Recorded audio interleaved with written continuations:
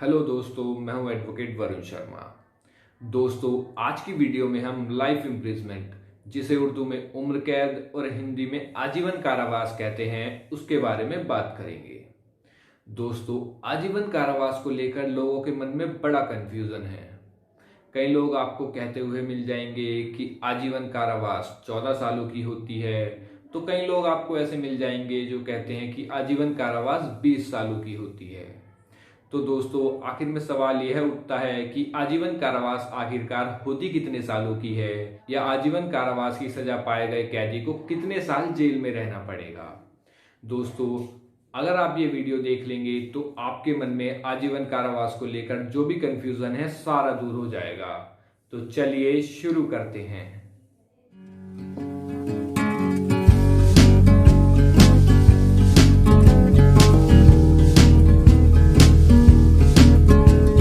दोस्तों, आईपीसी की धारा 53 में दंड के प्रावधानों यानी टाइप्स ऑफ पनिशमेंट का जिक्र है, जैसे मृत्युदंड, सादा कारावास, सश्रम कारावास, जुर्माना, और इन्हीं में से एक है आजीवन कारावास।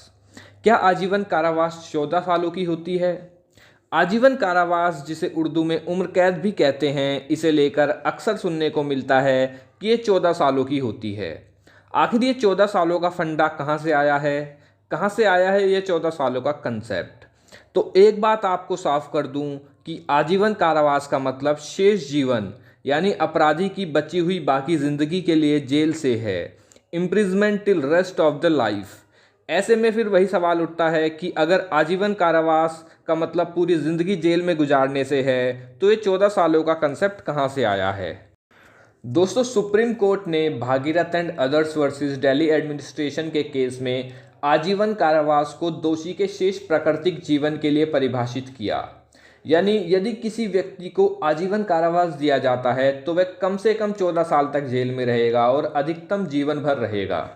दरअसल भारतीय दंड संहिता की धारा 55 के तहत समुचित सरकार यानी केंद्र का मामला हो तो संबंधित केंद्र सरकार और राज्य का मामला हो तो संबंधित राज्य सरकार संबंधित अपराधी की मर्जी के बिना उम्र कैद की सजा को कम कर सकती है या फिर उस अपराधी को रिहा कर सकती है। लेकिन सुप्रीम कोर्ट ने Nayab Singh versus state of Punjab and others के मामले में आजीवन कारावास की अवधि और आईपीसी की धारा 55 के भ्रम को दूर किया। अदालत ने कहा कि आजीवन कारावास की सजा पाने वाला 14 साल जेल की सजा काटने के बाद अपनी रिहाई का दावा नहीं कर सकता।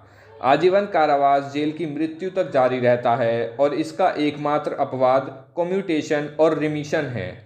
आईपीसी की ही तरह क्रिमिनल प्रोसीजर कोड यानी दंड प्रक्रिया संहिता की धारा 432 के तहत सजा में छूट और धारा 433 के तहत सजा में बदलाव कर सकती है। मतलब सरकार को मुजरिम के माफीनामे का अधिकार है।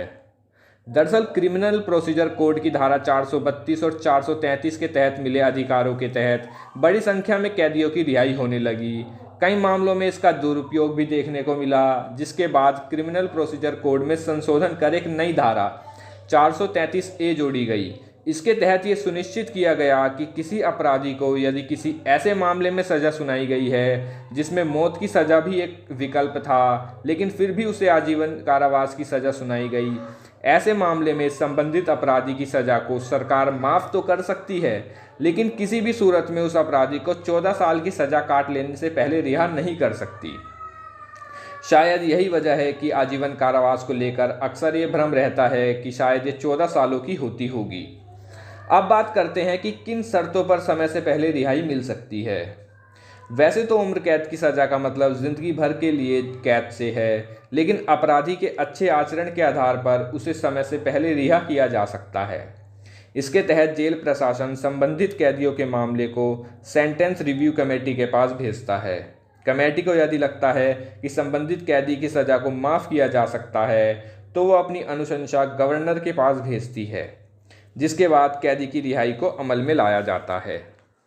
यहाँ ध्यान रखने वाली बात है, चाहे 14 साल से पहले या 14 साल पूरे होने के बाद रिहाई का मामला हो, यहाँ भी कंसेप्ट वही लागू होगा जिसके तहत 14 साल से पहले रिहाई संभव नहीं अगर संबंधित मुजरिम को ऐसे जुर्म के लिए सज़ा मिली जिसमें फांसी की सज़ा का भी विकल्प था।